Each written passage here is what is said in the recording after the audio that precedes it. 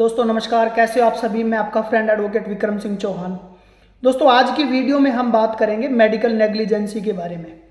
अब medical negligence क्या होती है? किसी डॉक्टर की लापरवाही के कारण अगर किसी व्यक्ति की डेथ हो जाती है या उसको कोई बड़ा नुकसान हो जाता है तो ये मेडिकल नेग्लिजेंसी के अंदर आता है।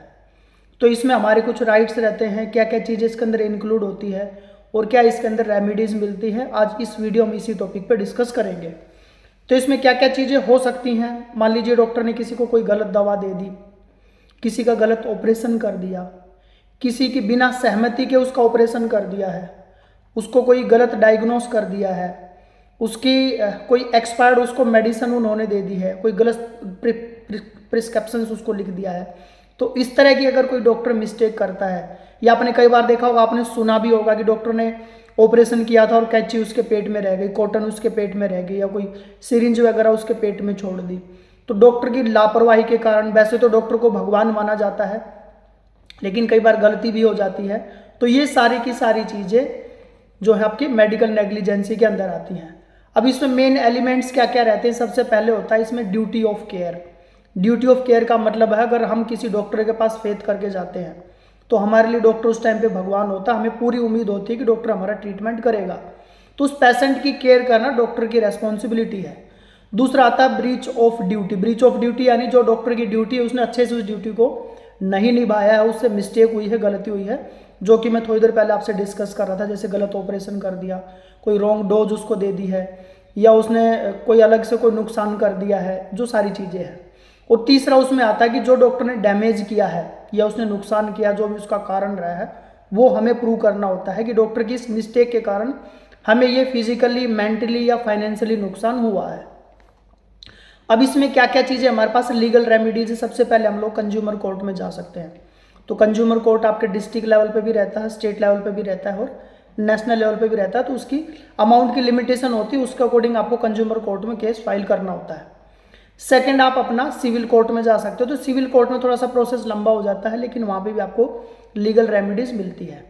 तीसरा, आप क्रिमिनल केस भी कर सकते हो। अगर किसी की डेथ हो जाए तो फैमिली का भी नुकसान हुआ है, पर्सन का भी नुकसान हुआ है, तो वहाँ पे क्रिमिनल केस भी आप फाइल कर सकते हो। इसमें प्रोसेस क्या क्या रहता है अगर मैं बात करूँ, सबसे पहले एविडेंस जो इसमें हमें चाहिए होते हैं मेडिकल रिकॉर्ड।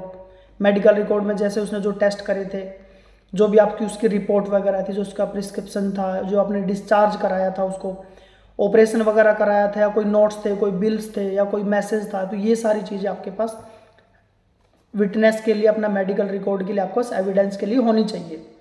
दूसरा, इसमें आप सीनियर डॉक्टर का भी ओपिनियन ले सकते हो। अगर कोई सीनियर डॉक्टर जो उससे एक्सपर्ट है और ये कहता है कि भाई इस डॉक्टर की गलती के कारण ये नुकसान हुआ है, तो ये यहाँ पे डॉक्टर का जो एक्सपर्ट ओपिनियन भी काउंट कर लिया जाएगा।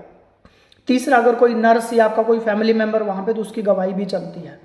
इसमें क्या क्या कंपनसेशन आपको मिलता है?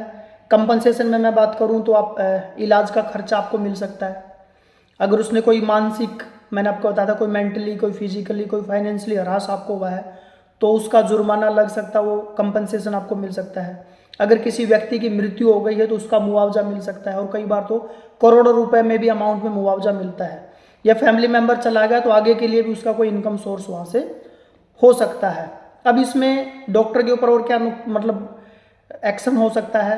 एक तो मैंने आपको बताया भी, आप कंज्यूमर कोर्ट में जा सकते हो, सिविल कोर्ट कर सकते हो, क्रिमिनल कोर्ट कर सकते हो, और उसके ऊपर डिसिप्लिनरी एक्शन भी हो सकता है। तो एक अपना होता है मेडिकल काउंसिल ऑफ इंडिया, एक स्टेट काउंसिल भी होती है, तो उसके थ्रू आप वहाँ पे भी कंप्लेंट कर सकते हो। तो डॉक्टर का लाइसेंस रद्द हो सकता है, सस्पेंड हो सकता है, परमानेंट उसकी प्रैक्टिस को भी रोक लगाई जा सकती है। तो ये हमारे पास लीगल रेमेडीज रहती हैं। तो मोटा मोटी हम बात करें, अगर डॉक्टर की लापरवाही के कारण अगर किसी व्यक्ति को किसी प्रकार का नुकसान होता है तो ये सारा का सारा मेडिकल नेग्लिजेंसी के अंदर आता है, और आप अपना ये इसमें कंपनसेशन ले सकते हो।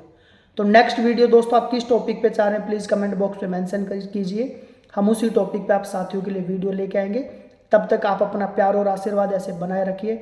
हम जल्द मिलते हैं एक और नई वीडियो के साथ। तब तक आप सभी साथियों का दिल की गहराई से बहुत बहुत धन्यवाद। जय हिंद, जय भारत, वंदे मातरम। Thank you very much.